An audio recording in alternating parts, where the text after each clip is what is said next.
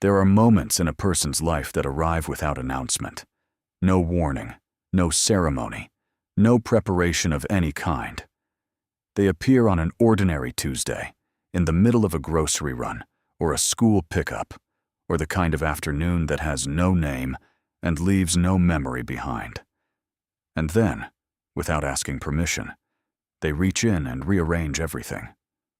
What comes after is a different life entirely, shaped by a single decision made when the options were few and the odds were long, and the people who claimed to love you were already shaking their heads. This is one of those stories, and it begins the way most of them do, not with drama, but with exhaustion. Elena Marsh was 37 years old when the letter arrived. She was working the morning shift at a diner on the eastern edge of Coldwell, a town that had once had ambitions and since thought better of them. The diner was called Patsy's, after the original owner, though no one named Patsy had worked there in over 2 decades. Elena had been a waitress there for 11 years, and she had learned to carry 6 plates at once, to remember orders without writing them down, and to smile at customers who left no tips and walked out without making eye contact. These were not small skills. They had kept her children fed. She did not dismiss them. Her children were the center of everything. Nora was 9, quiet and observant in the way of children who have learned early that adults carry weights they do not name. Marcus was 7, louder than his sister, full of a brightness that Elena protected the way a person protects a flame in wind. The 3 of them shared a rented 2-bedroom apartment on the 2nd floor of a building that had a broken elevator, and a landlord who answered maintenance requests with the particular silence of a man who has never repaired anything in his life. The carpet in the hallway was soft in the wrong way. The heating was unreliable. The window in the kitchen rattled when the wind came from the north, and Elena had learned to sleep through it. She managed. That word, managed, carried more weight than most people understood. It was not thriving. It was not comfort. It was the careful arithmetic of someone who knew exactly how much was in the account and exactly how much was about to leave it.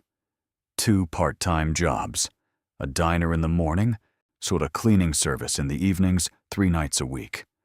Child support that arrived when Marcus's father remembered and not when he forgot.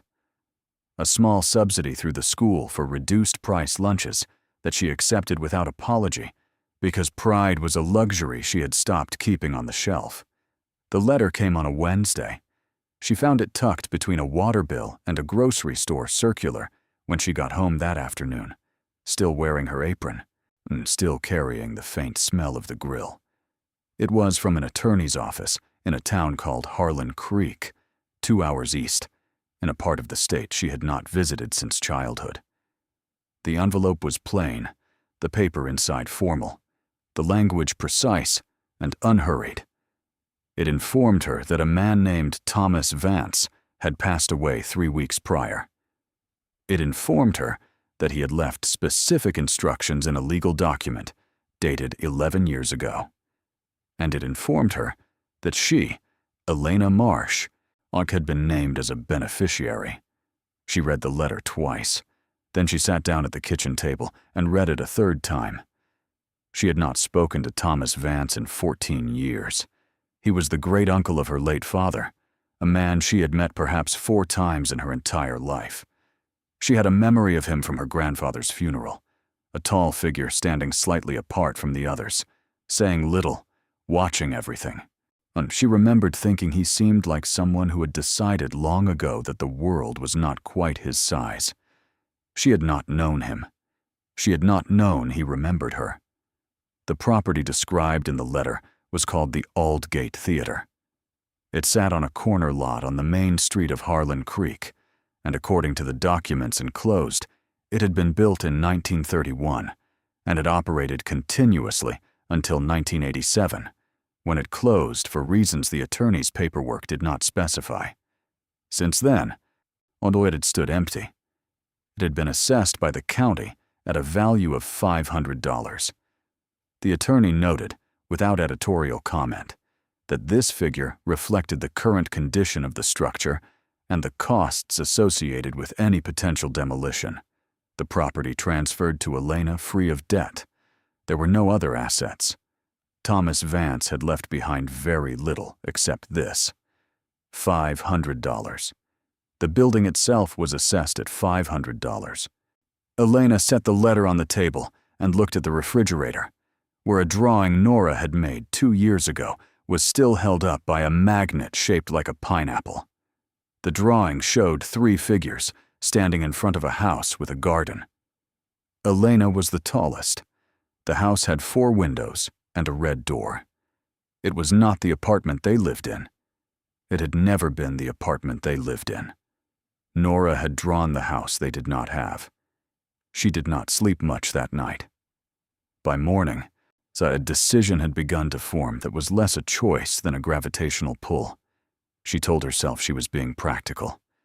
She told herself that property was property, even damaged property, and that she should at least go and see it before deciding anything. She called the attorney's office and confirmed the details, asked 2 or 3 questions that the man on the phone answered without enthusiasm, and wrote down the address in the small notebook she used for grocery lists. She arranged for a neighbor to watch the children on Saturday. She drove to Harlan Creek. The drive took her through farmland, and then through scrubland, and then through a small mountain pass that she had not crossed since she was a child, in the back seat of her father's car. The morning light came at a low angle through the windshield. The road was not busy. She had time to think, and she thought about the word inherited, the shape of it, the weight of it, the strange improbability of it arriving in her life at this particular moment. She had always understood herself to be a person outside that word's reach. Inheritance was for other people, for families with things to pass down. She had not known she was the kind of person who could receive something from the past. The idea settled slowly, like a stone sinking through still water. Harlan Creek announced itself with a water tower and a gas station, and then a main street that had the careful, preserved quality of a place that had peaked in a different era and knew it. The buildings were old, most of them brick, the kind of brick that had taken on the particular darkness of decades. Storefronts were occupied by a hardware store, a pharmacy, a diner not unlike Patsy's, a real estate office with listings taped inside the window. There were empty spaces, too, glass fronts with nothing behind them, gaps in the street like missing teeth. She found the Aldgate Theater on the corner of Main and Aldgate Street. It occupied a full corner lot, wider than she had imagined, its facade running the length of half a block. She parked across the street and sat in her car for a moment, looking at it through the passenger window. It was not hard to understand the $500 assessment. The marquee above the entrance had lost most of its letters. What remained spelled nothing, only a jagged cluster of shapes that had once meant something to the people of this town. The facade itself was a style she would later learn was called Art Deco, all vertical lines and stepped cornices, the kind of thing that must have felt glamorous and permanent when it was built. Now it was blackened by time, split in places where water had found its way through mortar, and hung with a wireframe sign that said, "Condemned. No entry in orange letters." 2 of the 3 front doors were boarded over. The third was secured with a padlock. The windows above the entrance were mostly intact, but opaque with grime, their original decorative glass panels visible only as ghostly colored shapes behind the dirt. Weeds had claimed the entrance alcove. A section of the decorative stonework near the roofline had partially collapsed, leaving a wound in the facade that had been open to the weather for what appeared to be a very long time. The pigeons moved along the upper ledge in their loose, indifferent way. Elena got out of the car and stood on the sidewalk. A man walking a small dog paused nearby, watching her with the particular attention of someone who does not get many strangers. She nodded to him. He did not nod back, only looked at the building, then at her, then continued on his way. She had the key from the attorney. It fit the padlock on the third door. The door itself resisted her for a moment, swollen in its frame, until she put her shoulder into it, and it gave way with a sound like a seal being broken, a compressed, almost organic release of air that had been sitting inside for a very long time. The smell reached her before anything else. It was not the smell of rot, exactly, though there were notes of that. It was deeper, older. A combination of dust and damp wood, and something sweet and faintly chemical that she could not identify. Old fabric, perhaps, or the particular decay of materials that had not been designed to last this long without care. She stood in the doorway for a moment, letting her eyes adjust to the dimness. The lobby extended before her in long shadows. She had brought a flashlight, and she clicked it on, sweeping the beam across what she saw. The floor beneath her feet was marble, or had been. The surface was obscured by a layer of debris and dust that crunched softly as she stepped forward. The walls were lined with a kind of decorative paneling that had once been painted in deep red and gold, colors she could see in fragments where the grime had not fully claimed them. A ticket booth stood to her right, its glass long since shattered, its interior empty except for a rusted shelf and a scatter of old ticket stubs that had somehow survived the decades. Above her, a chandelier hung at a dangerous angle, its chains intact, but its frame bent, several of its arms missing. She moved the flashlight away from it deliberately, not wanting to calculate the risk. She moved deeper. Through a set of doors with broken hinges, she entered the auditorium itself, and there she stopped. Even in ruin, it was something. The space was enormous. She had not expected the scale of it. The ceiling arched high overhead, its original surface decorated with plasterwork that was still partially intact, on geometric patterns and medallions that caught the flashlight beam and held it for a moment before surrendering it back to the dark. The seats, row after row of them, had once been upholstered in a deep red velvet. That much was still visible in some sections, though most had collapsed or were consumed by the particular gray-green growth that thrives in uncirculated air. The stage ahead of her was lost behind a curtain that had mostly fallen, out a long sweep of disintegrating fabric that lay across the front rows like a collapsed wall. The balcony overhead was intact, but she did not trust it. She did not go near it. She stood in the center aisle and turned slowly, taking the room in by degrees. Water damage was visible in long stains on the walls, reaching down from the ceiling where the roof had allowed moisture to enter over the years. Some sections of ceiling plasterwork had fallen entirely, leaving dark gaps.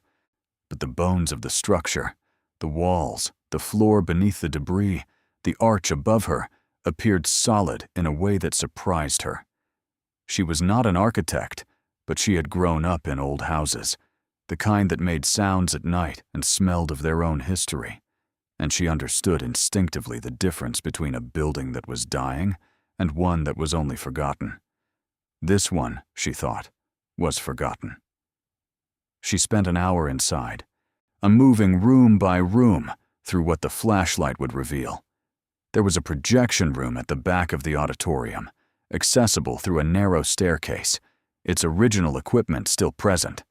A massive old projector, the kind she had seen in photographs, its reels long since removed, but the machine itself standing with a kind of stubborn dignity in the dark. There were dressing rooms behind the stage, their mirrors still mounted, most of them cracked, their surfaces clouded with age. A green room with peeling wallpaper that had once been a pattern of climbing vines. Storage areas with collapsed shelving and rusted equipment, and cardboard boxes that had long since become indistinguishable from their contents. And beneath all of it, beneath the accumulated weight of 6 decades of abandonment, the building still held. She drove home that afternoon without having made any decision, or so she told herself. The truth was that something had shifted on its axis inside her, somewhere between the lobby and the auditorium, between the sound of that first door opening and the sight of the ceiling above the stage, broken and magnificent at once. She could not explain it to herself in precise terms. She only knew that something about the Aldgate Theater had refused to feel finished. It had refused to feel like a loss. She told her sister about it that evening. Her sister's name was Dara. And Dara was the kind of person who expressed love through caution, who communicated care primarily through warning. Elena had understood this about her sister for most of their adult lives, and had accepted it the way you accept weather, not with enthusiasm, but without resentment. Dara listened to the description of the building. Then she said, without cruelty, what she always said when Elena's life took unexpected turns. She said, "That's not an opportunity. That's a trap." She outlined the reasoning clearly. Condemned properties cost money to clear, money to repair, money to insure. Elena had no money for any of those things. She had 2 children and 2 jobs, and a heating system that didn't work in the cold, and a landlord who had stopped returning calls. Accepting the inheritance would mean accepting liability for a building the county had already written off. There would be taxes on the land, even if the structure was worthless. There would be legal costs. There would be decisions to make that cost more than the property was worth. "Sell the land," Dara said, "if it's even sellable. Get whatever you can for it, and don't look back." Elena said she would think about it. She knew, even as she said it, that she had already looked back, and that what she had seen was worth something she could not yet name. The call from her mother came the following morning, which meant Dara had already called their mother, which was how it always went in the Marsh family. Information moved in one direction, worry amplified with each transfer, consensus assembled before anyone had a chance to form an individual opinion. Her mother's approach was more direct. She said that the building sounded like a money pit. She said that Elena already had enough to manage. She said that accepting a ruined theater from a man she barely knew was the kind of decision that led to worse decisions, and that the children needed stability, not adventure. The word adventure was not used approvingly. Elena listened. She said yes, and I understand, and you might be right. She said these things in good faith because she genuinely respected the concern behind them. And then she called the attorney in Harlan Creek and told him she was accepting the inheritance. She did not announce this decision to anyone for several days. She did the paperwork quietly, submitted what was required, and drove back to Harlan Creek twice in the following 2 weeks to handle various administrative requirements, and then drove back a 3rd time simply to stand outside the theater again and remind herself why she had said yes. She was not impulsive by nature. 11 years of diner work had given her an almost biological resistance to impulsivity. Every decision she made had to be tested against the lives of 2 children who depended on her entirely, and who had not asked for that dependence, but carried it with a grace that sometimes stopped her breath. She thought about them when she stood outside the Aldgate on that 3rd visit, in the late afternoon light that made even condemned buildings look like they might be worth saving. She thought about Nora's drawing, the house with the red door, and the garden, and the 4 windows. The house that did not exist. She thought about Marcus asking her once, when he was 5, whether they would ever have a backyard. He had asked it the way children ask things, not with accusation, only with curiosity, only with the pure and uncomplicated hope that the world might say yes. She put her hand against the brick of the theater's facade, feeling the texture of it, the roughness of mortar and age. And she made herself a quiet promise that was not exactly a plan and not exactly a prayer, but something in between. The building was hers now. Whatever was in it, beneath the ruin and the silence and the decades, it was hers. And she would find a way. When word spread, and it spread quickly in the way of small communities where any departure from the expected is treated as public information, the reaction was largely uniform. People who knew Elena through Patsy's or through the school or through the neighborhood, expressed a variety of opinions, but they tended to converge in the same general direction. Why would you do that? That building's been condemned for years. You know what it costs to clear a condemned property. You know what demolition runs these days. What are you going to do with a theater? What do you know about theaters? You can't live in it. You can't sell it. Did someone trick you into this? That attorney probably represents someone who wants the land. You're going to end up paying taxes on a pile of rubble. Elena, honey? With respect, this is not a good idea. A man at the counter of Patsy's, a regular named Carl, who owned a hardware store and considered himself a reliable authority on the value of real property, told her the theater lot was a liability in the current market. He said the county had been trying to find a buyer for years. He said nobody wanted it. He said this with the confidence of a man who has never been wrong in his own estimation. She poured his coffee and smiled, and said, "We'll see." He said, "I know the building. I delivered hardware supplies to a renovation crew that tried to fix the place up back in 2003. They lasted 4 months before they walked away. That building eats money." She poured coffee for the next customer. The talk did not hurt her in the way it might have hurt someone else.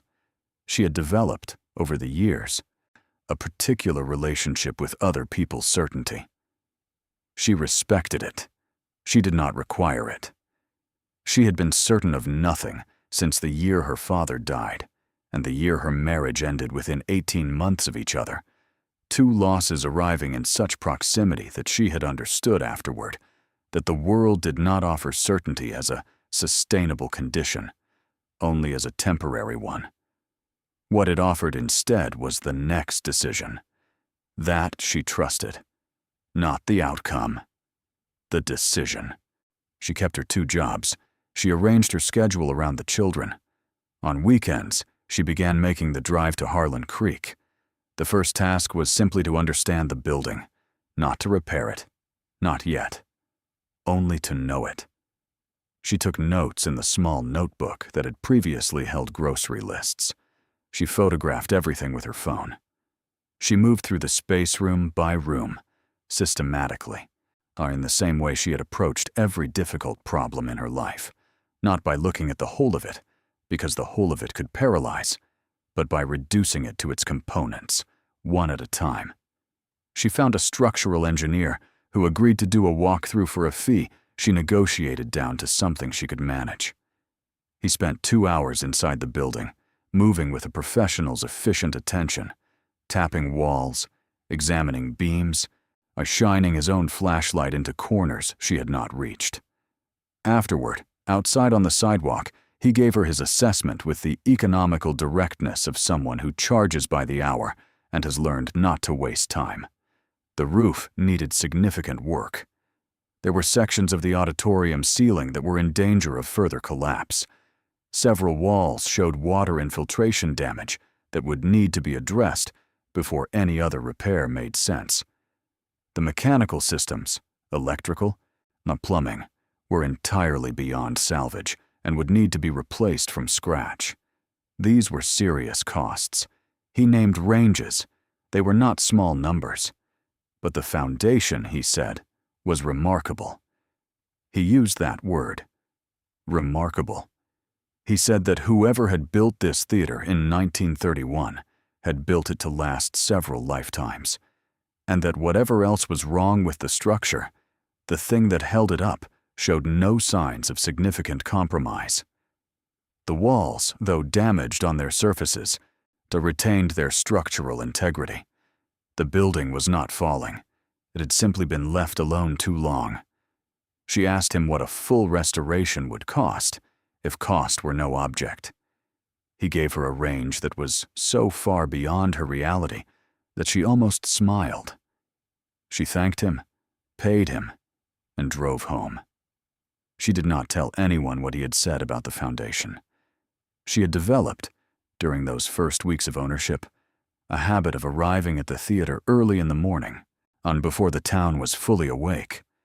She would park across the street and sit for a few minutes with her coffee, looking at the facade in the particular quality of early light that makes old things look less defeated. She told herself this was practical, that she was studying the building, assessing it, forming a plan. She knew it was also something else, something she could not name precisely except as a feeling of recognition, as though the building and the circumstance of its arrival in her life were connected in ways that had not yet revealed themselves. On the 5th visit, she went into the basement for the first time. She had not gone before because the entrance, a door at the back of a storage area accessed through a passageway behind the stage, had been blocked by a collapsed section of shelving. It had taken her 3 visits simply to clear enough of the debris to make the door accessible. The door itself was heavy steel, the kind that had been built not merely to close a space, but to protect one, and it opened on hinges that, unlike nearly everything else in the building, were still oiled and functional. That had struck her as odd the first time she noticed it, a small fact she had filed away without yet knowing what to do with it. She brought a second flashlight and a battery-powered lantern. She also brought the caution she carried everywhere in the building, and the awareness that old structures had their own logic, and that the rules of safe movement in them were different from those of ordinary spaces.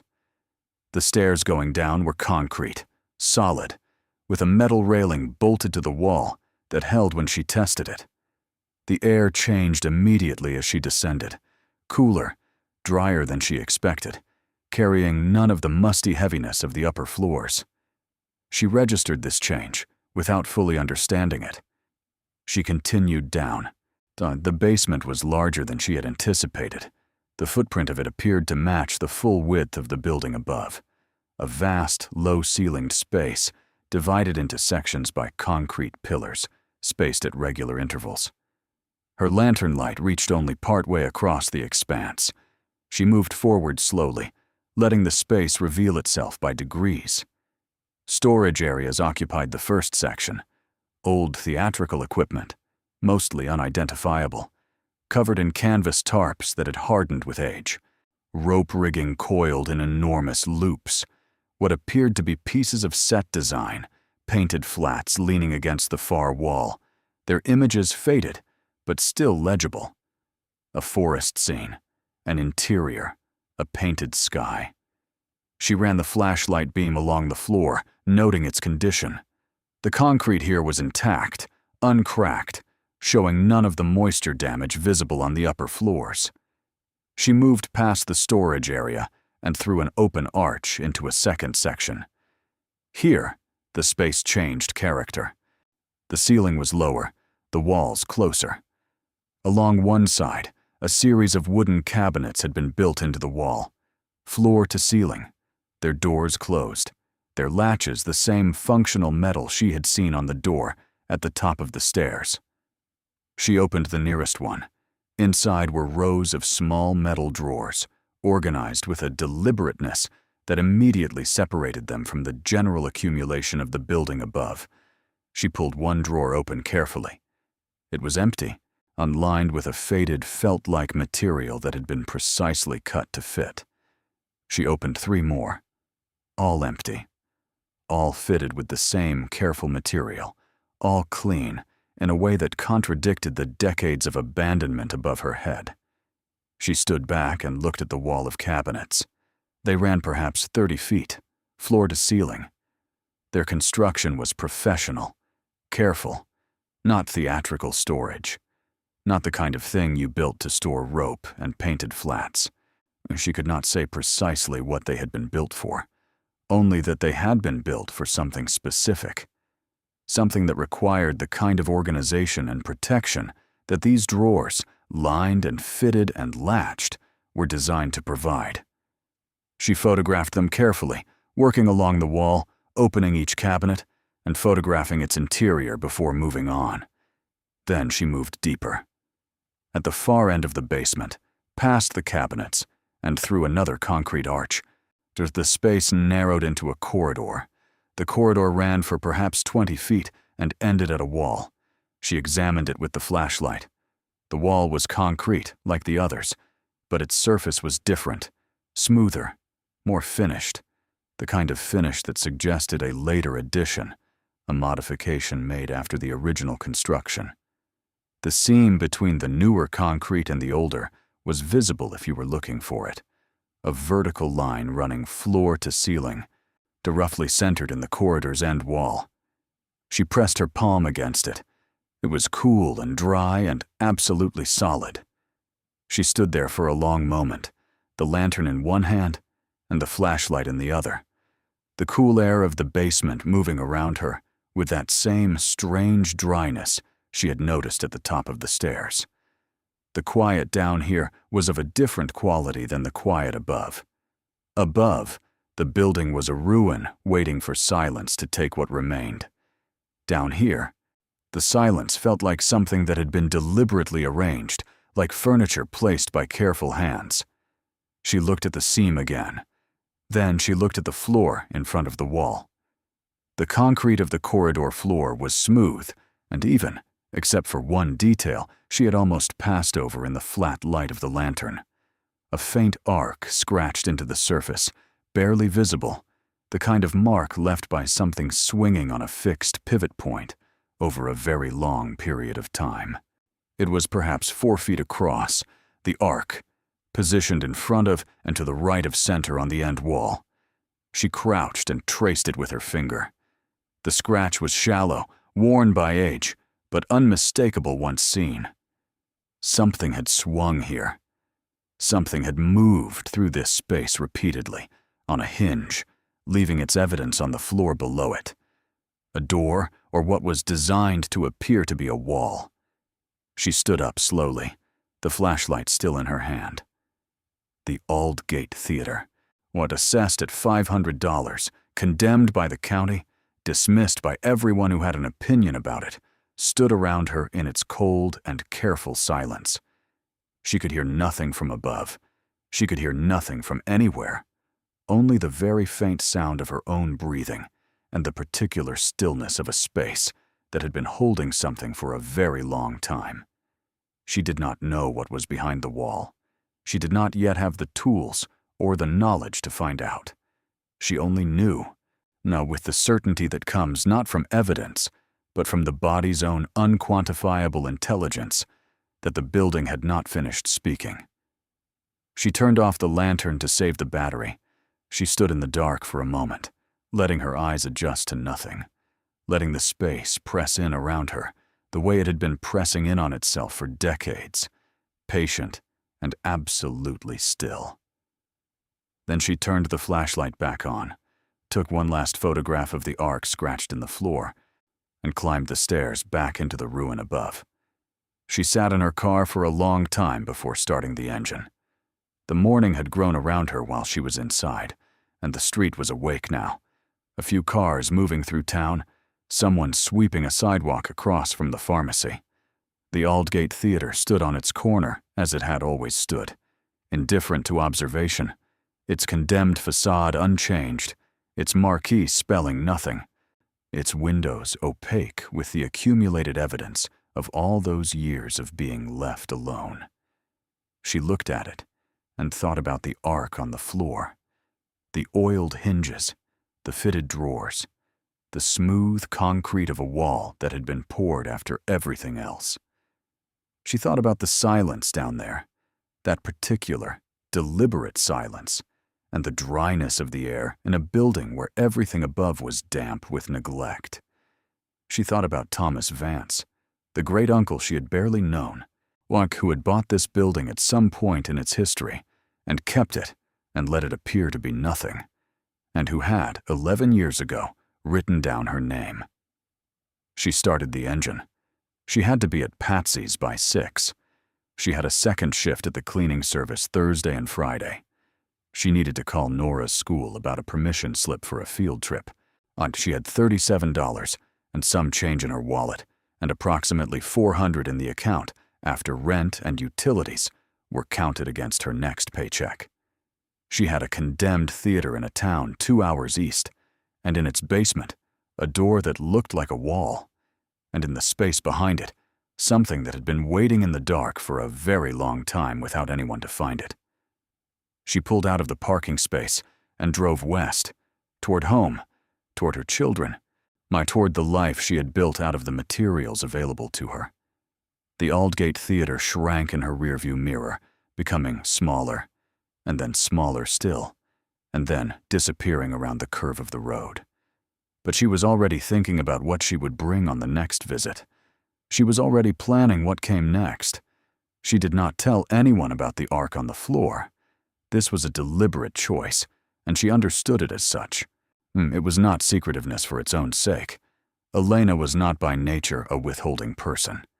She had spent most of her adult life being more transparent than was probably strategic, answering questions honestly when a careful deflection would have served her better, admitting to difficulty when performance of confidence might have bought her more room. She had learned late that the world did not always reward honesty, but she had continued practicing it anyway, out of something that was less a philosophy than a habit of character. But the arc on the floor was different. The arc on the floor was hers, and it was fragile, and she understood that fragile things needed protection before they needed sharing. She had seen what happened when she shared fragile things. She had told her sister about the inheritance and the theater, and her sister had turned it immediately into a problem to be managed. She had told her mother, and her mother had turned it into a source of anxiety that circulated back to Elena, amplified and sharpened. She had mentioned it to a co-worker at Patsy's, a woman named June, who meant well in every way, and still, somehow, made every situation feel more difficult than it had been before she knew about it. The world, Elena had come to understand, had a talent for reducing possibilities to their risks. She had learned to protect certain possibilities from that reduction until they had grown strong enough to survive the contact. The arc was a possibility. She was not ready to let anyone near it yet. She spent the following week acquiring knowledge. This was how she approached every problem she could not buy her way through. She read, she asked, she found people who knew things and paid attention to what they said. She spent evenings, after the children were in bed, reading about theater architecture, about construction practices in the 1930s, about the kinds of structures built beneath performance spaces in that era. She found, in a digital archive of a state historical society, a brief mention of the Aldgate Theater in a regional survey of Art Deco commercial buildings conducted in 1994. The survey noted the theater's original construction date, the name of the architecture firm responsible, and a single sentence that she read 4 times before she was certain she had understood it correctly. The sentence said that the Aldgate was one of several regional theaters constructed with an extended subterranean level, a feature common to theaters of that period that were also designed to function as community shelters during times of civil emergency, and that the lower level of the Aldgate had been specifically engineered to federal specifications for structural integrity and environmental containment. Environmental containment. She wrote those 2 words in her notebook, underlined them, and sat for a while looking at them. A space designed to contain its environment, to control temperature and humidity, to maintain, over long periods, conditions that were specific and deliberate. She thought about the dryness of the air in the basement. She thought about the fitted drawers lined with soft material. She thought about the oiled hinges on the heavy steel door and the wall that had been poured after everything else was built. Someone had used that feature, not the civil defense planners of 1931, who had built it and then watched the world fail to end in the ways they had prepared for. Someone later, and someone who had understood what the space was capable of and had decided to use it for something that required exactly those capabilities. Temperature control, humidity control, isolation from the ambient conditions of the world above. Thomas Vance had owned the Aldgate Theater since 1971. She had established this through the county property records, which she had requested and received in the mail 3 days after her second visit to Harlan Creek. He had purchased it for a sum that was modest, even by the standards of that era, 4 years after it had first closed for renovations that were never completed. He had paid the property taxes on it every year, without exception for over 50 years. He had never sold it. He had never developed it. He had kept it quietly for half a century, and then he had written down her name. She needed to get behind that wall. The problem was practical, when she did not have the tools or the skills to break through concrete, and she did not want to break through it. If she was right about what she suspected, breaking through was the wrong approach entirely. The arc on the floor had told her there was a door. A door meant a mechanism. A mechanism meant it could be opened without destruction, if you understood how it worked. She went back to the basement on her next visit with a different intention. She spent 3 hours in the corridor at the end of the lower level, examining the wall with the methodical attention she had been developing over weeks of moving through unfamiliar spaces with a flashlight and a determination to understand what she was looking at. She tapped along the surface, listening to the variation in sound. She ran her fingers along every seam and edge she could find. She got on her knees and examined the floor near the arc. She pressed and pulled at sections of wall that seemed slightly different from the sections around them. She was patient. She was not in a hurry. She had learned, from years of managing a life that required precision, that impatience was expensive. It was the concrete pillar nearest the end wall that opened it. She found the mechanism almost by accident. She had been using the pillar as a brace while leaning forward to examine the lower section of the seam, and her hand had shifted weight against a section of the pillar's surface that was slightly different in texture from the rest. Not dramatically different. Not the kind of difference that would register to casual attention. Only the kind that registered to someone who had been paying very careful attention for a very long time. She felt the mechanism give before she heard it. A slight yielding, a depression of perhaps half an inch, and then a sound from the end wall. Low, mechanical, the sound of something releasing that had been held under compression for a long time. She straightened and watched the end wall. The door swung outward.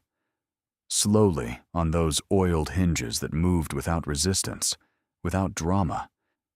The section of wall that moved was perhaps 4 feet wide and 6 feet tall, indistinguishable from the surrounding concrete until it was in motion. It swung to a stop with the quiet authority of something very heavy that has been very precisely balanced, and behind it, the darkness of the space beyond waited without announcement. She stood still. She was aware in that moment of the full weight of what she was doing. She was alone in the basement of a condemned building in a town where she knew almost no one, and she had just opened a hidden door in a wall that no one had opened in an unknown number of years. And beyond it was a space whose nature and contents were entirely unknown to her. She thought about all of this with the calm, assessing intelligence that had served her through every difficult thing her life had contained. And then she picked up the lantern, turned it to its highest setting, and stepped through the door. The air that met her was extraordinary. She did not have the language for it immediately. It was cool, but not cold. The temperature was specific, deliberate, the kind of temperature that is maintained rather than arrived at by chance. It was dry in the way of a space that has been sealed carefully against moisture over a very long period. It carried no smell of decay, no smell of the musty accumulation that characterized every other inch of the building above her.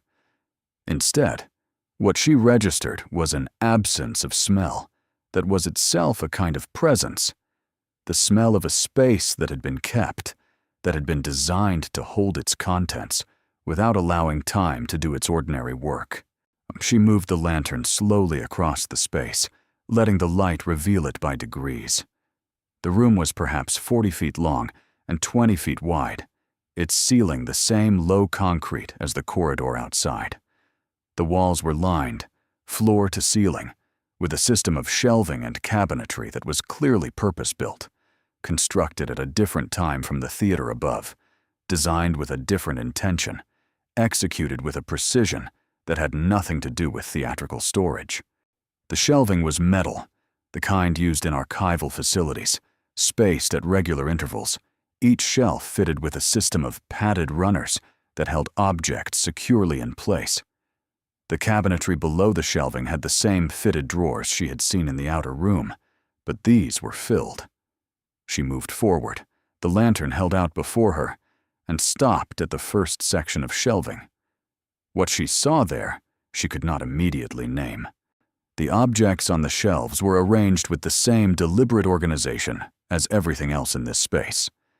They were separated by padded dividers, each in its own precisely sized compartment, each object protected from contact with its neighbors. She leaned in, bringing the lantern close, and examined the nearest one. It was a painting, or part of one. The canvas was rolled and wrapped in a material she would later learn was acid-free conservation tissue, and sealed with a band that bore a handwritten label. The label was small, the writing precise, and it bore a name that she did not recognize in that moment, but would spend the following days researching until its significance became unmistakable. She moved along the shelves. Every object was similarly wrapped, similarly labeled, similarly protected. Canvases, rolled and flat. Objects wrapped in material whose purpose was clearly conservation. Flat files at the base of the shelving system, labeled with a numbering system she could not yet decode. She counted the shelving sections. There were 12 of them, running the full length of both long walls. She counted the objects visible on the nearest section alone. She stopped counting at 30 and understood that the number in the room as a whole was many times that. She reached the end of the room and found a second section, separated from the first by a partial wall. Here, the shelving gave way to a different kind of storage. So against the far wall stood a series of flat wooden cases, the kind built for transport rather than display, their surfaces stenciled with numbers and codes that had the quality of professional inventory. Several of them were sealed with hardware that bore a distinct patina, old but maintained. Along the adjacent wall, a series of locked metal cabinets stood floor to ceiling, their surfaces clean, their locks functional. She stood in the middle of the second section and turned in a slow circle, and the lantern held at arm's length, the light moving across everything she could see. The room was full. Not full in the way of accumulation, not the chaotic fullness of a space used for storage without system. It was full in the way of a collection, organized, cataloged, maintained by a logic that she did not yet understand, but that was present in every detail. For from the spacing of the shelves, to the labeling of the drawers, to the temperature of the air that surrounded her and had apparently surrounded all of this for a very long time. She lowered the lantern and stood still. Whatever was in this room, it had been put here with intention. It had been maintained with discipline. It had been protected from discovery, from inspection, from the ordinary processes of time that had dismantled every other part of the building above her head. The ruin above was almost certainly part of it. A condemned building drew no buyers, no inspectors, no casual interest. It was the best possible camouflage for what lay beneath it. Thomas Vance had kept this. For 50 years, he had kept this. And he had left it to her. She photographed everything she could reach, moving methodically through both sections of the room, her hands steady. She opened no cases, moved no objects, disturbed nothing. She was aware, in a way that was both intellectual and instinctive, that she did not yet know what she was looking at, and that not knowing was a position she needed to hold carefully until she understood more. She had learned from the structural engineer, from the attorney, from every professional encounter she had navigated on her own in recent weeks, that preparation preceded action, and that the cost of acting without preparation was always higher than it appeared. She spent 40 minutes in the room. Then she walked back through the hidden door, pressed the mechanism again, and listened to the wall swing closed behind her. She sat on the stairs for a long time before she could make herself move. The drive home was the longest 2 hours she could remember. The road was familiar, the landscape unchanged, the ordinary world moving past her windows in its ordinary way.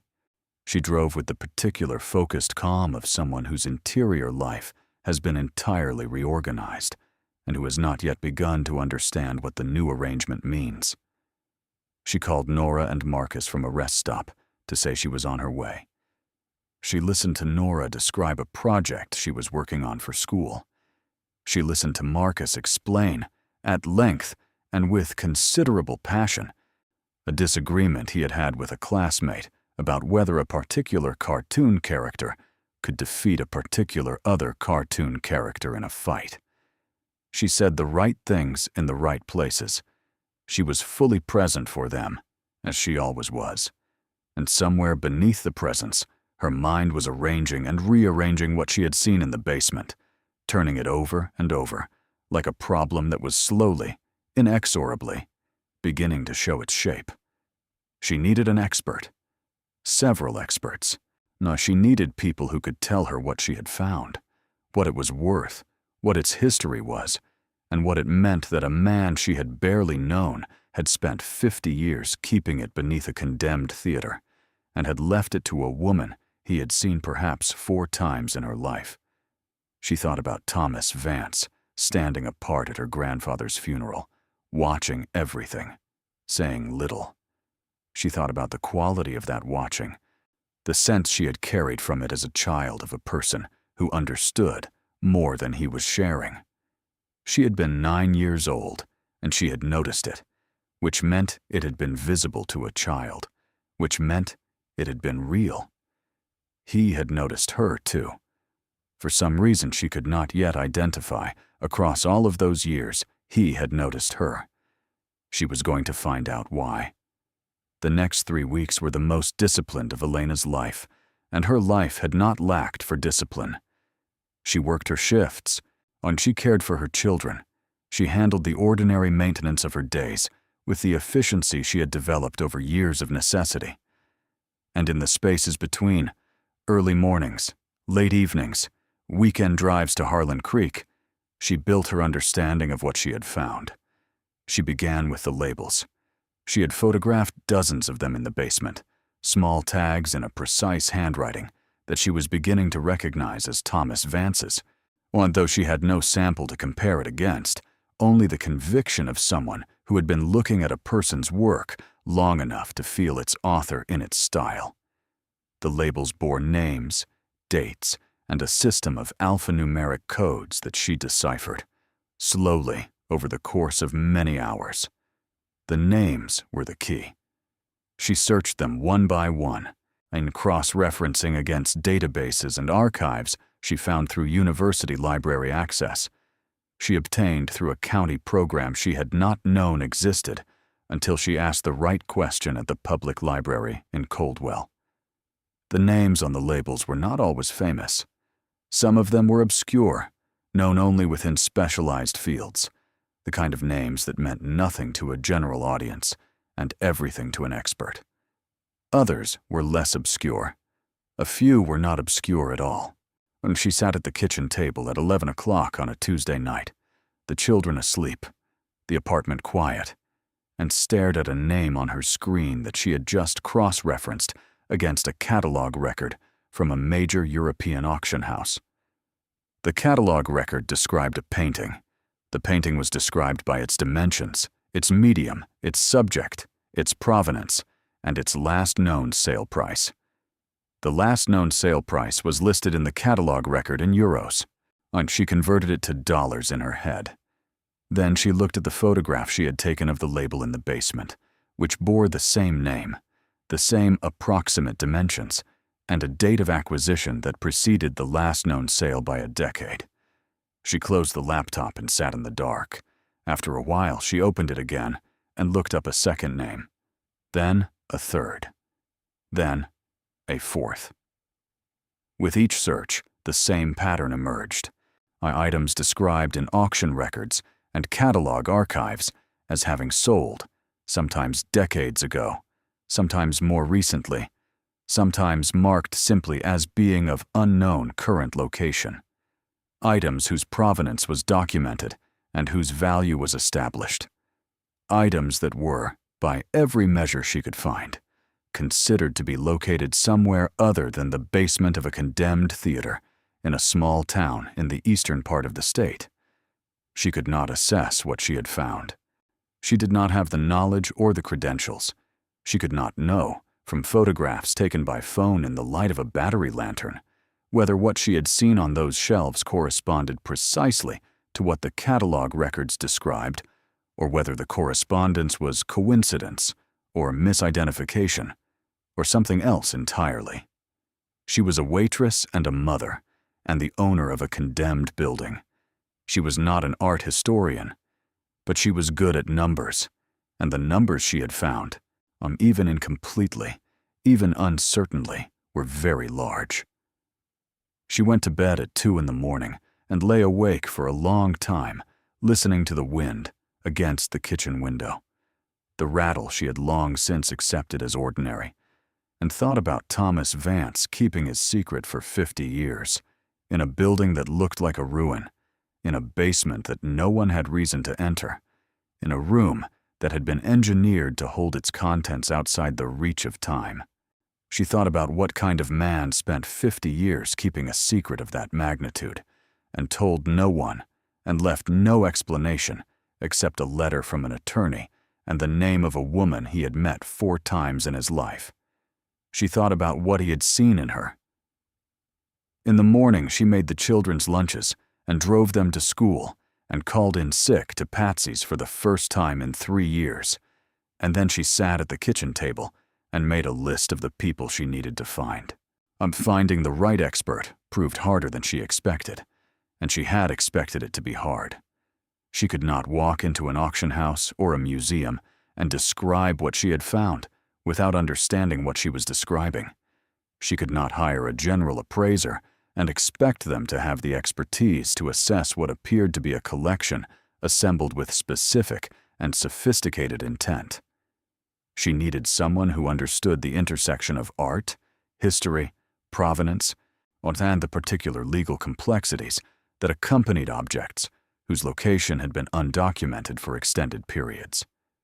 She found her way to such a person through a chain of referrals that took 2 weeks and several dead ends. A professor at a state university who specialized in cultural property law gave her a name. That name led her to a firm in the city, 4 hours from Coldwell, that specialized in the authentication and recovery of cultural assets. She called them on a Friday afternoon, when standing outside Patsy's on her break, and spoke to a woman named Dr. Renata Osei for 11 minutes. She described what she had found in terms that were precise but not specific, careful to protect the information that needed protecting. She described the space, the organization, the conservation methods, the labels, the names she had found. She described the dryness of the air and the temperature and the steel door and the mechanism that opened the wall. When she finished, there was a silence on the line. Then Dr. Osei said, in a tone that contained its own quality of careful precision, that she would like to see the property at Elena's earliest convenience, and that Elena should not open any of the cases or disturb any of the contents in the meantime. Elena said she understood. Dr. Osei arrived on a Saturday morning 3 weeks later, accompanied by a colleague whose name was given only as Harlan, and who carried 2 equipment cases and said very little. Elena met them outside the theater on the corner of Main and Aldgate, the condemned facade behind her, the morning light coming at its low angle over the rooftops. She watched Dr. Osei look at the building without expression for a long moment, then turn to Elena and say, "You own this." It was not a question, but Elena answered it. "I do." They went inside. She led them through the lobby and the auditorium and the storage areas and the passageway, and with each step, She was aware of seeing the building through different eyes, the eyes of someone who had not been inside it before, who was encountering its ruin without the weeks of familiarity that had made Elena comfortable in its dark corridors. Dr. Ose moved through the space with a professional composure that revealed nothing. Harlan moved behind her, carrying his cases. At the steel door, Elena paused and looked back. Dr. Ose was looking at the hinges. "Son, these are maintained," she said. "Yes," Elena said. "I noticed that the first time." Dr. Ose said nothing further. Elena opened the door. In the outer basement room, with its wall of empty cabinets, Dr. Ose paused and examined the construction closely, running a gloved hand along the edges of the cabinet frames, examining the drawer liners, noting details that Elena had noted herself and others that she had not. Then they moved to the corridor and the end wall, and Elena pressed the mechanism in the pillar, and the door swung open. Dr. Ose stepped through. She stood in the first section of the inner room for a long time, the lantern light moving slowly across the shelves. She did not touch anything. She moved with a contained stillness that Elena recognized as a form of intense attention, the kind that had learned to hold itself very quiet in order not to miss anything. After several minutes, she turned to look at Elena. "How long have you known about this space?" she asked. 3 weeks approximately, Elena said, "since I first found the door. And before that? I didn't know. I found the ark on the floor and started looking for the mechanism." Dr. Ose looked at her for a moment. "How did you know there was a mechanism?" "The hinges on the steel door were oiled," Elena said, "and the floor was too dry." Something shifted in Dr. Ose's expression. It was brief and controlled, but it was there. "All right," she said. She turned back to the room. She and Harlan worked for 4 hours. They moved through both sections with a methodical thoroughness that was almost architectural, photographing, measuring, recording, examining labels and construction details and the condition of materials visible through their wrappings. Harlan opened his equipment cases at one point and used instruments Elena did not know the names of to measure temperature, humidity, particulate matter in the air. He recorded the readings without comment, but she saw him pause over one of them, and she saw him look at Dr. Ose, and she saw the almost imperceptible acknowledgement that passed between them. Elena waited. She was good at waiting. She sat on a wooden crate near the door and watched them work, and kept her face neutral and her hands in her lap, and her mind carefully, deliberately, not running ahead of what she actually knew. When they were done, they came back through the hidden door and sat down with Elena in the outer room, in the light of the battery lanterns she had arranged on a shelf. Dr. Ose was quiet for a moment, consulting her notes, organizing what she was going to say. Elena waited. "I need to be careful about what I tell you at this stage," Dr. Ose began. "I understand," Elena said. "What I can tell you is that this space is extraordinary from a preservation standpoint. The environmental controls, which appear to have been maintained by a system I haven't yet fully traced, have created conditions that are, in many respects, superior to professional storage facilities. Whatever has been kept in this room has been kept exceptionally well." She paused. "The labels I've been able to examine correspond to a naming convention used in a very specific period of European art market activity. The names I've recognized, and I want to be clear that I have not verified identities, I have only recognized names, correspond to works that have significant documented histories." She paused again, longer this time. "I would need to do full authentication on each piece before I could tell you anything definitive. That process takes time and requires specialists whose disciplines cover the range of what appears to be here. This is not a uniform collection. It is diverse in period, medium, and origin, which has its own implications." She looked at Elena directly. Do you have any knowledge of how this collection came to be here? Any documentation left by the previous owner? Elena said she did not. She said she had only the property transfer documents and the attorney's letter. She said Thomas Vance had left no other communication that she had been given. Dr. Osei nodded, as though this confirmed something she had already considered. The provenance questions associated with a collection of this nature will be complex, she said. Objects of this kind, maintained in concealment for extended periods, carry questions about their histories that are not always easy to answer. She held Elena's gaze. Some of them may be straightforward. Others may require extensive research. There are legal frameworks that govern the resolution of these questions, and I want to be sure you have proper legal counsel with specific expertise before this process goes any further. Elena said she understood. She said she had been careful. She said she had not told anyone about the room except the attorney who had handled the inheritance, and that she had told him only that she had found items in the building that required professional assessment. Dr. Osei looked at her for a moment. You've been managing this alone for 3 weeks. Yes. While working 2 jobs. Yes. Dr. Osei looked down at her notes and then back up, and for the first time the professional composure gave way to something that was not exactly warmth, but was adjacent to it, a form of acknowledgement that was different from assessment. I want to tell you something that I am not in a position to make definitive, she said. But I think it would be wrong not to say it, given the circumstances. Elena waited. What you have in this room, Dr. Osei said, if what I believe I am seeing is what I believe I am seeing, is not $500. She said it with a precision that made it clear she was choosing those words specifically as a counterpoint to something she had already been told or had inferred. Elena understood that she had seen the assessment figure in the inheritance documents. Elena said, I know. Dr. Osei studied her. Why, do you have a sense of the scale? Elena thought about the numbers she had assembled at the kitchen table at 2 in the morning. She thought about the auction records and the catalog entries and the names she had cross-referenced with growing disbelief over the course of 3 weeks.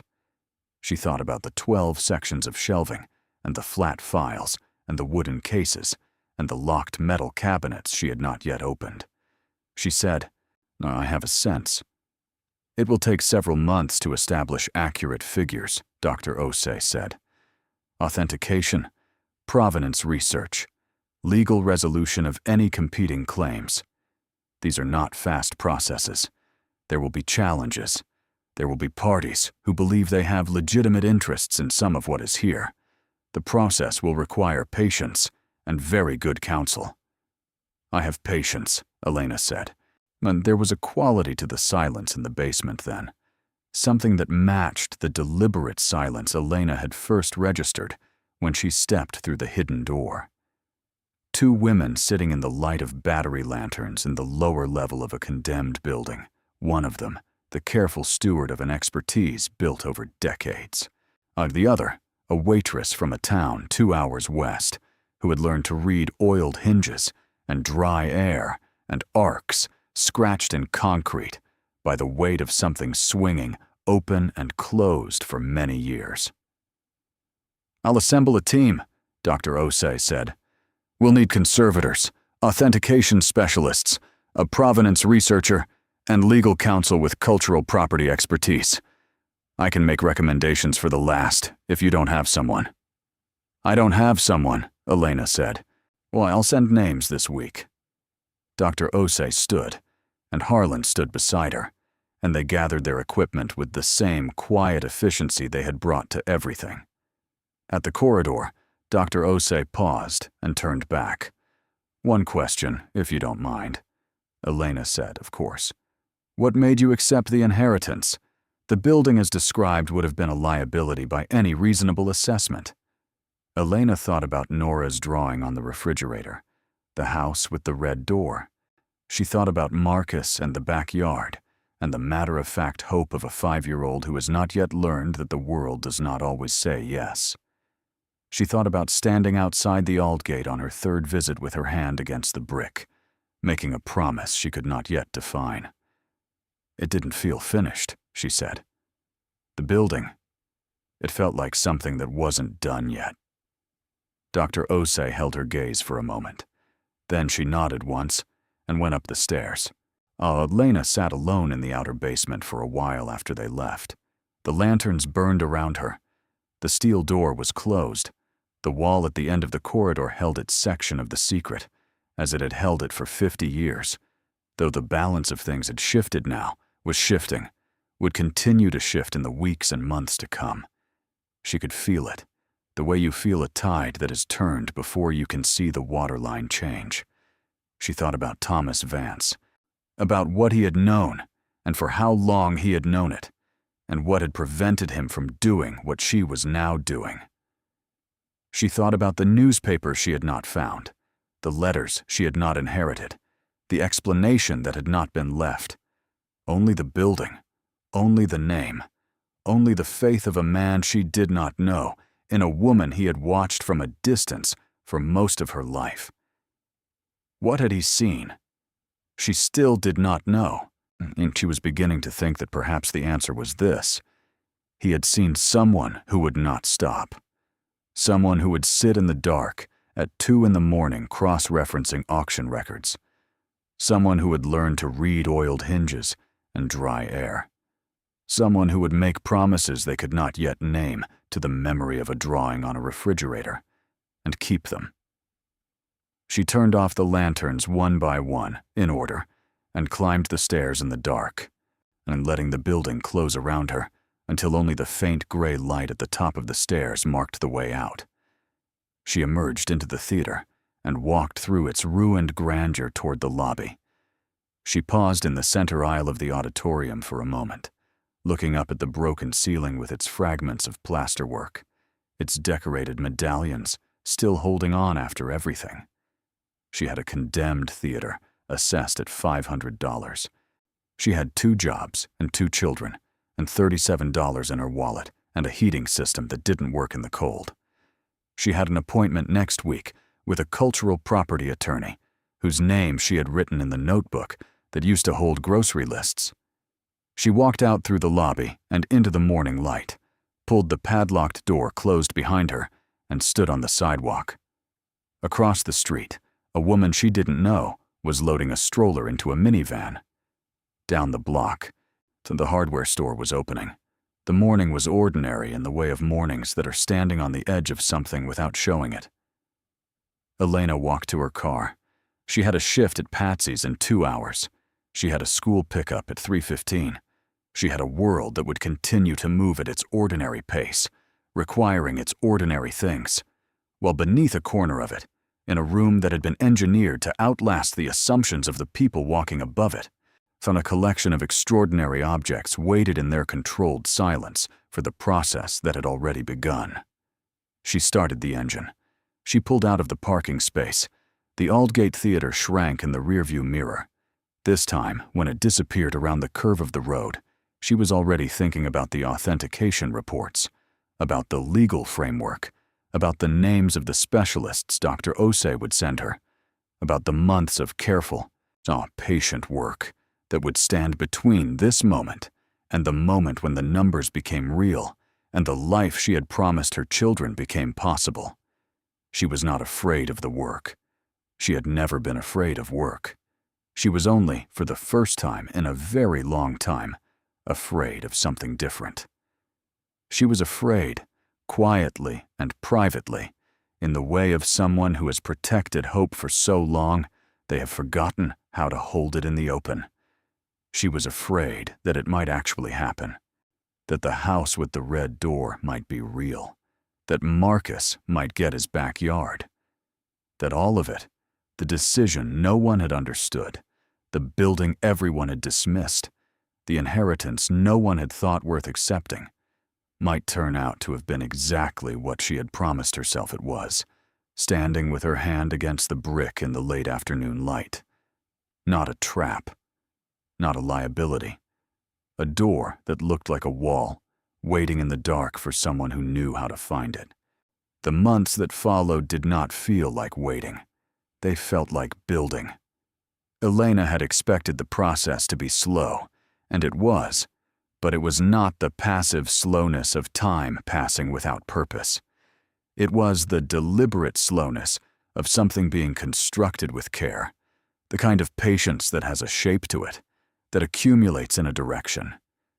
She kept her jobs, she kept her schedule, she kept her children at the center of everything, as she always had, to picking up Marcus from school and listening to Nora read aloud in the evenings, and making the lunches in the morning, and doing all of the ordinary things that ordinary life required, because ordinary life did not pause for the extraordinary thing happening 2 hours to the east, and because her children did not know yet, and she was not ready for them to know, and protecting that not knowing felt important in a way she could not entirely explain.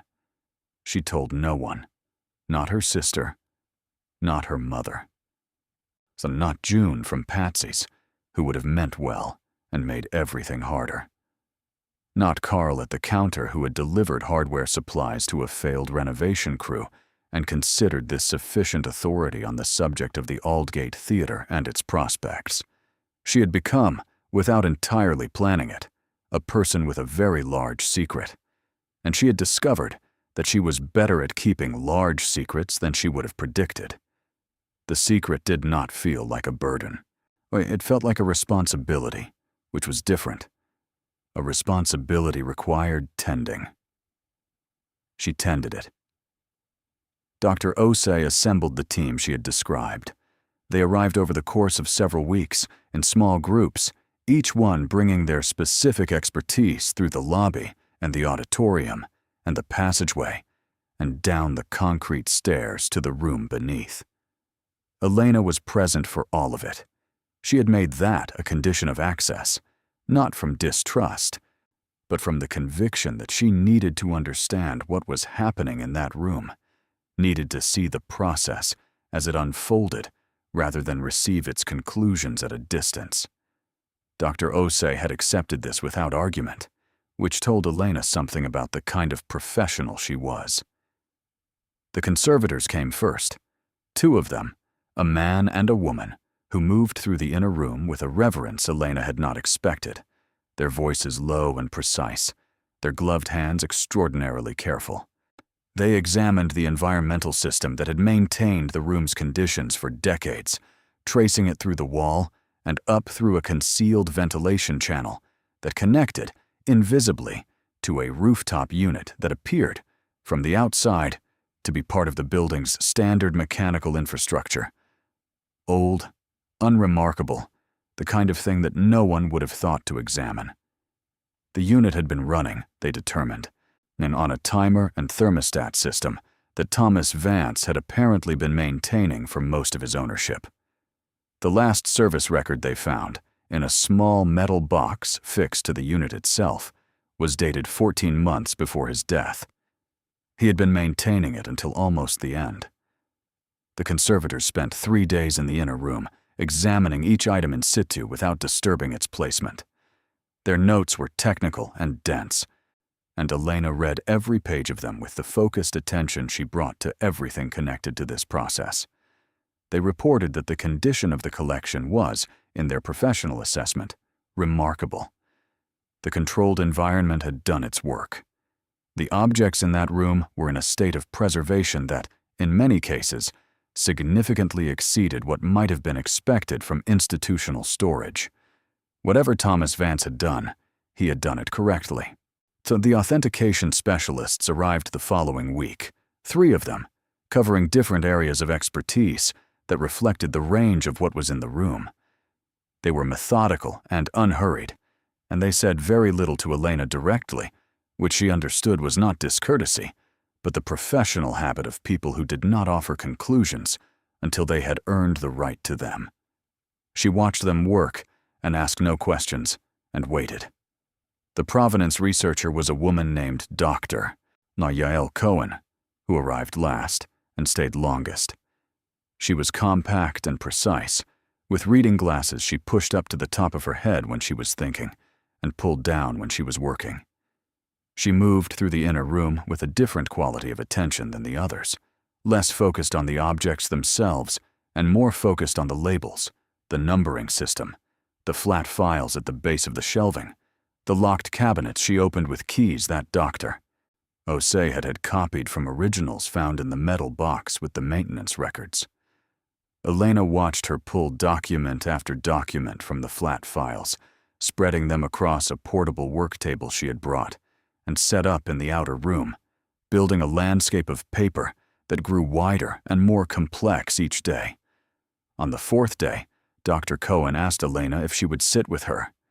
They sat at the work table surrounded by documents, the lanterns burning, the basement quiet around them. Dr. Cohen had a legal pad in front of her, with notes written in a hand that Elena found oddly similar to the handwriting on the labels, small, precise, occupying the page with a density that suggested someone for whom space was not to be wasted. "I want to explain what I've found," Dr. Cohen said, "because I think you deserve to understand it fully, not only as it relates to what happens next, but as it relates to what this is." Elena said she was listening. Thomas Vance assembled this collection over a period of approximately 40 years, Dr. Cohen said. He began acquiring in the early 1970s, shortly after he purchased the building, and continued until approximately 12 years ago, when the documentation in these files suggests he stopped making new acquisitions. She tapped the legal pad. He was not a passive collector. He was deliberate, systematic, and in many cases extraordinarily well-informed. The objects he acquired came through a variety of channels: private sales, estate transactions, situations where provenance was complex or title was disputed, or market circumstances created opportunities that most buyers would not have recognized or pursued. She paused, choosing her next words with care. Some of what is in this room is straightforward in its history. Clear title, documented provenance, objects that were acquired legitimately and can be transferred legitimately. There are no complications with perhaps 60% of the collection. She looked at Elena. The remaining 40% carries varying degrees of historical complexity. Not uniformly problematic, the range is wide. Some pieces require documentation that is missing, but almost certainly recoverable. Others have provenance questions that will require formal research and potentially formal resolution through established legal and cultural property frameworks. Elena said, "And the rest?" Dr. Cohen held her gaze. "A small number of items, I have identified, perhaps 14 at this stage, have histories that trace back to wartime displacement. Objects that changed hands under circumstances that were not voluntary. These exist within a well-established legal and restitution framework, and the expectation would be that they would be subject to claims by the relevant parties or their descendants." She folded her hands on the table. "I want to be direct with you about this because it affects the overall picture, and because I believe you would rather know." Elena said she would always rather know. "These 14 items represent a meaningful portion of the total estimated value," Dr. Cohen said. "Their resolution will reduce what ultimately accrues to you. But the resolution itself, the returning of these objects to their rightful inheritors, is not a loss in any meaningful sense. It is the correct outcome of a legal and ethical process. The framework exists precisely to make this possible." Elena was quiet for a moment. Then she said, "Did Thomas Vance know?" Dr. Cohen considered this. The documentation he kept is thorough enough that it is impossible he did not know. He recorded the provenance histories in detail. Every flag that I have identified, he had already identified. He noted it, labeled it, and kept it. She looked at the document spread before her. "I think he kept it because he believed it should be kept, that it should not be lost again, that the accounting should exist, even if he could not complete it himself." Elena thought about this, about a man who had kept everything for 50 years, The collection, the documentation, the records of what was clean and what was complicated, who had maintained the temperature and the humidity and the hinges year after year, alone, until he could not anymore. And she thought about why he had chosen her, and for the first time, she thought she understood it. Not because she was special in any dramatic sense, because he had watched her from a distance over the span of a lifetime, and he had seen someone who would not take the easy version of things, who would not look away from the complicated parts, who had made a life out of doing the right thing with the materials available, even when the materials were insufficient, even when the people around her were shaking their heads. He had needed someone who would keep the accounting, someone who would not simply take what was clean and discard what was difficult. She looked at Dr. Cohen. How long will the full process take? The straightforward portions can move relatively quickly once authentication is complete. 12 to 18 months is a reasonable estimate. The complex portions will take longer. The restitution process for the wartime pieces follows its own timeline. She paused. You should plan for 2 to 3 years before the full picture is resolved. Elena nodded. She had planned for longer. The authentication reports came in over the following 8 weeks, delivered to the cultural property attorney she had retained, a careful and serious man named Mr. Adeyemi, who had the quality she had come to recognize in all of the professionals connected to this process, the quality of someone who understood that what they were handling was not ordinary and moved accordingly. He called her after each report arrived, and they spoke with a specificity and formality that she had come to value, the kind of conversation that assumed her competence and addressed her as an equal. The first report covered a group of 23 paintings and works on paper, so authentication confirmed. Estimated value, current market, between $41 and $47 million. She was in her car in the parking lot of Patsy's when he read her the number. She had 2 minutes before her shift started. She sat very still. The second report came 3 weeks later and covered a group of decorative objects, sculptures, and applied arts. Authentication confirmed. Estimated value, between $38 and $44 million. She was in the apartment, but the children asleep, at 11:30 at night. The third, fourth, and fifth reports arrived across the span of 6 weeks. Each covered a different category. Each contained numbers that accumulated, with a consistency that began to feel less like information and more like a physical transformation of the space she occupied, as though the world around her were slowly being remeasured in different units. When Mr. Adeyemi read her the aggregate preliminary estimate, the total of all authenticated portions, before deductions for the restitution items and before the costs and fees that would reduce the final figure, she was sitting at the kitchen table. Nora's drawing was still on the refrigerator, held up by the pineapple magnet. The preliminary estimate was $294 million. She looked at Nora's drawing, the house with the red door, the 4 windows, the garden. She did not cry. She had expected herself to cry, had half prepared for it. But what she felt instead was something quieter and stranger than crying. A settling, a shift in the alignment of something she had been holding at an angle for so long, she had stopped feeling the effort of it. She felt it release. She felt herself become, without drama, level. She said to Mr. Adeyemi, "That's before the deductions." He said yes, and walked her through the expected deductions. The restitution items, the 14 pieces with wartime provenance, were estimated at between 21 and 26 million, which would be formally returned to claimants through the established framework. Fees and costs, taxes, the legal expenses of the resolution process, these were significant.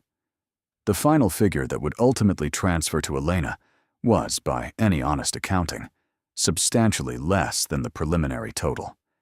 It was also, by any honest accounting, and some that reorganized the meaning of every problem she had spent 11 years working around. She thanked Mr. Adeyemi. She told him she would call in the morning. She put the phone down on the table and sat alone in the apartment with her children asleep in the next room and the kitchen window rattling in the wind that came from the north. The rattle she had learned to sleep through. The ordinary inconvenience of a life that was no longer going to be defined by ordinary inconveniences. She thought about the arc on the floor, the oiled hinges, the first cold breath of air from the hidden room, the name on the first label she had photographed, the one she had looked up at the kitchen table at 2 in the morning and stared at for a very long time. She thought about the wall that was a door. She thought about what it took to find a door that looked like a wall.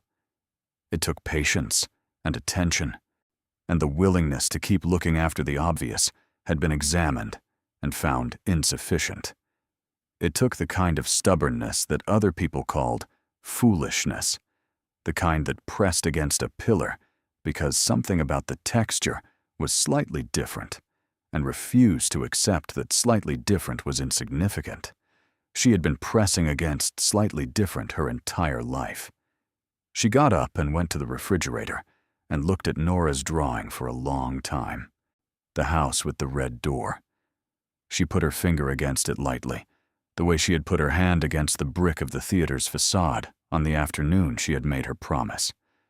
The paper was thin and soft at the corners from years of being touched. Then she went to bed.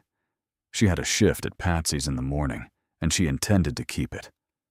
The process of resolution unfolded across the following year and a half, with the careful, non-linear progression of something complicated being done correctly.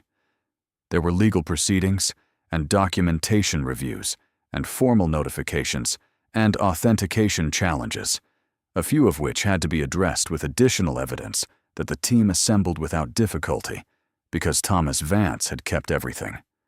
There were conversations with the representatives of families who had spent decades searching for objects that had vanished from their histories, and these conversations were among the most significant Elena had, carried in the knowledge that what was being returned was not merely property, but the tangible evidence of lives and cultures and losses that deserved their accounting. She attended these proceedings. Mr. Adeyemi had not required it, but she had wanted to be present.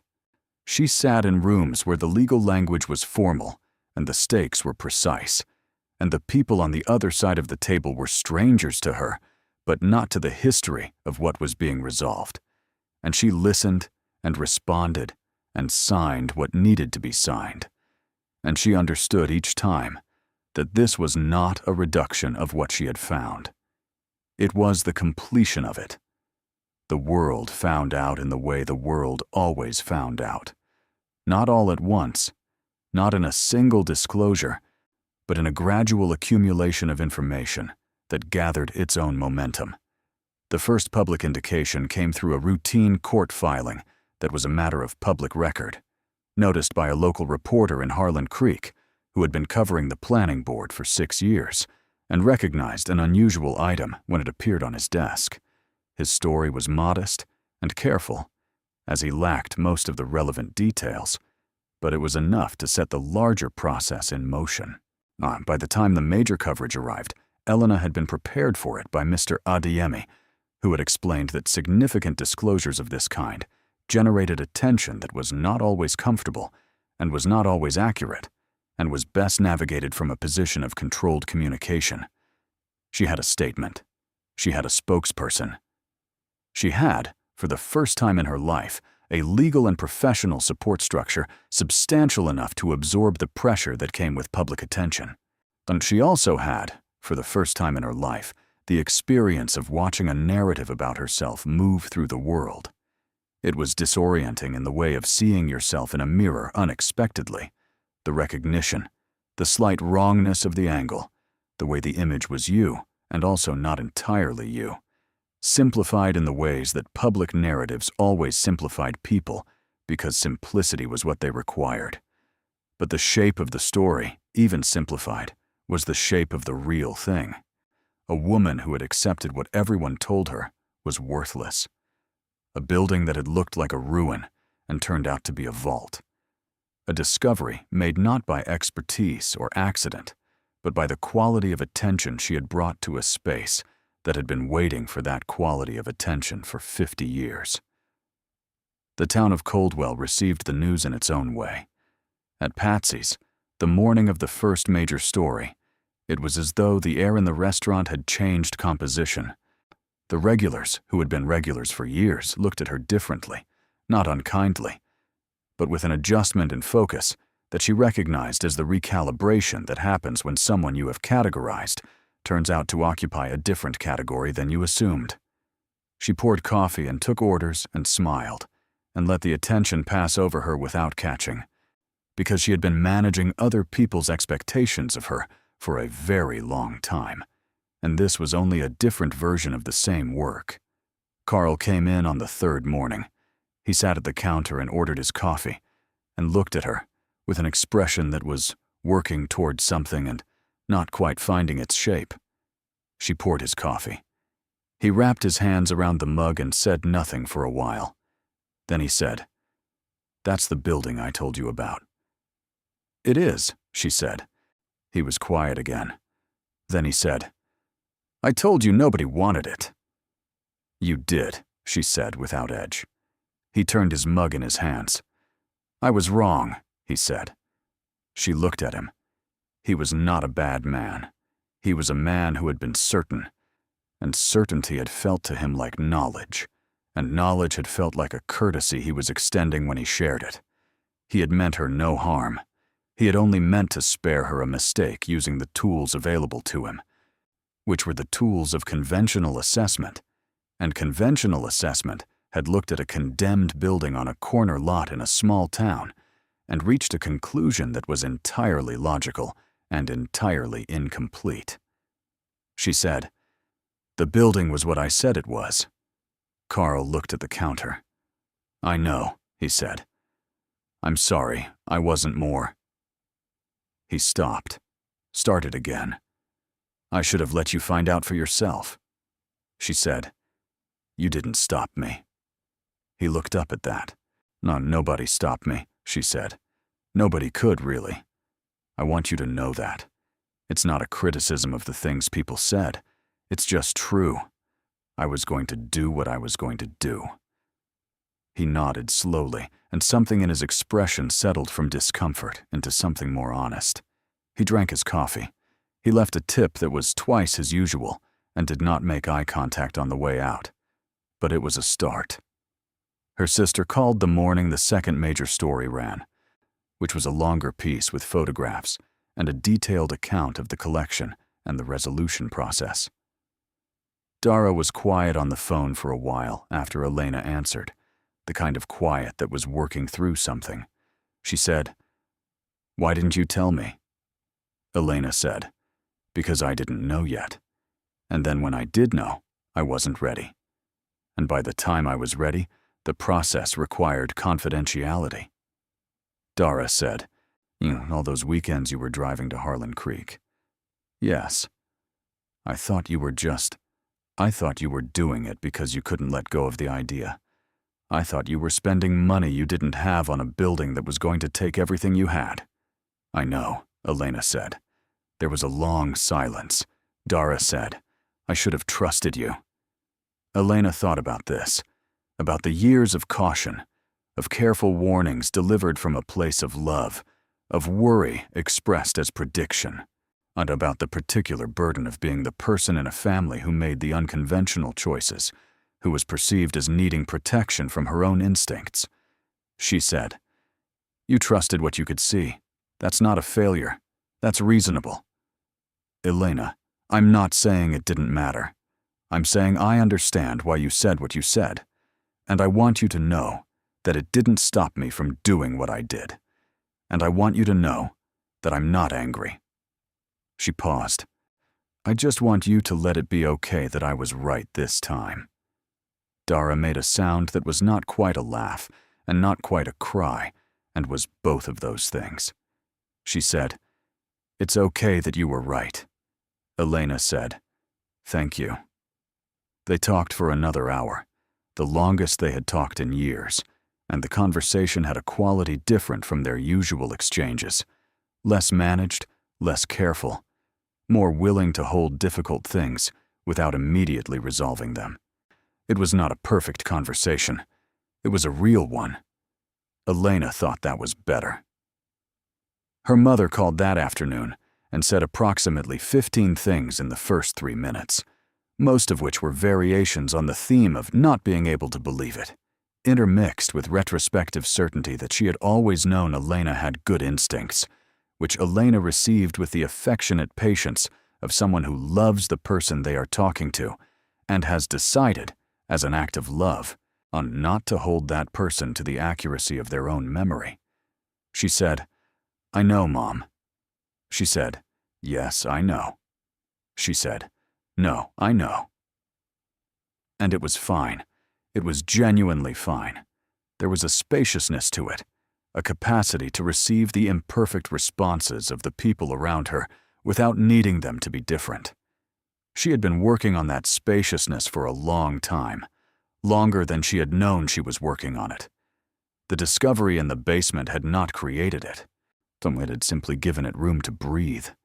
She kept her shifts at Patsy's until the formal transfer of the first portion of assets, which came 14 months after Dr. Osei had first walked through the hidden door. She had thought she would feel something dramatic at the moment of leaving, some finality, some ceremony. Instead, it was an ordinary Tuesday. She finished her shift, untied her apron. I said goodbye to the cook and to June, and to the owner who had given her the job 11 years ago and had been decent to her in the way of someone who was reliable rather than warm. She drove home. The children were at school. She sat in the apartment for a while, in the particular quiet of a weekday morning when the building held only its own sounds. The kitchen window did not rattle. The heat was on. These were, she was aware, very small things. She was aware that she was about to live in a world where the kitchen window would not rattle because she could afford a building where the windows did not rattle, and that awareness wasn't triumphant. It was tender, in the way of things that have been a long time coming. She had already begun, quietly, the work of deciding what came next. The apartment in Coldwell was replaced first, not with ceremony, but with practicality. A house in a neighborhood with a yard. The kind of house whose door, when she saw it for the first time, was red in the way of a coincidence that does not feel like a coincidence. She stood on the sidewalk outside it for a moment, before going in to sign the papers, and she thought about Nora's drawing, and she thought that she would not tell Nora about the door, not specifically, not yet. That she would let Nora walk up to it and find it for herself, the way the best discoveries were found. Marcus noticed the backyard before he was fully through the door on the first day they spent in the house, while boxes were still stacked in the hallway. He went through the kitchen and out the back door and stood on the grass and turned around, taking it in. He was 8 now. He had his mother's quality of assessment, the careful turning of a thing to find its angles. He stood in the yard for a moment and then came back inside and looked at Elena with a directness that made her chest tighten. He said, "This is ours?" She said, "This is ours." He went back outside. She watched him through the kitchen window. Nora found the red door on her own, which was what Elena had hoped. She came back inside with a look Elena recognized. The look of Nora processing something quietly, drawing conclusions that she was not ready to share yet, filing them in the careful interior space where she kept things that mattered. Elena did not ask. She waited. Later that evening, on helping unpack the boxes in the kitchen, Nora said, without looking up from the dish she was unwrapping, "I drew a house with a red door once, when I was little." Elena said, "I remember." Nora was quiet for a moment. Then she said, "I thought it was just a drawing." Elena said, "It was a drawing." Nora considered this. But then it was also true. Elena looked at her daughter, at the careful, particular intelligence of her, at the quality of attention she had been born with or had developed in those early years of watching adults carry weights they did not name. She said, "Yes." Then it was also true. Nora nodded, as though this confirmed something she had been considering for a while, and went back to unwrapping dishes. The Aldgate Theater itself was the subject of a decision that Elena spent longer on than any other. The building was hers. The collection that had been within it had, and through the resolution process, been formally distributed. A portion to claimants with legitimate historical claims, a portion to the market through a carefully managed process that Mr. Adeyemi had overseen with the same precision he brought to everything. The balance transferred to Elena's account in numbers that continued to feel abstract until they did not. The theater remained, structurally remarkable, as the engineer had said, fine with a foundation that had been built to last several lifetimes, with a history that was now, irrevocably, part of a larger story.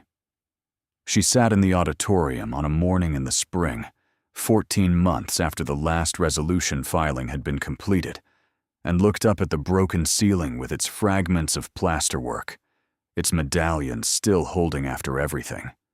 The light came in through the gaps in the roof and fell in irregular columns across the ruined seats, and the space had the quality it had always had, of something that refused to feel finished, that insisted on possibility even in its most damaged state. She had received 3 offers for the land. All 3 were from developers who had watched the story of the Aldgate unfold in the coverage and concluded, correctly, that the site had value that had not previously been accounted for. The offers were serious. Mr. Adeyemi had walked her through each one. She had not accepted any of them, and she had instead retained an architecture firm with experience in historic restoration.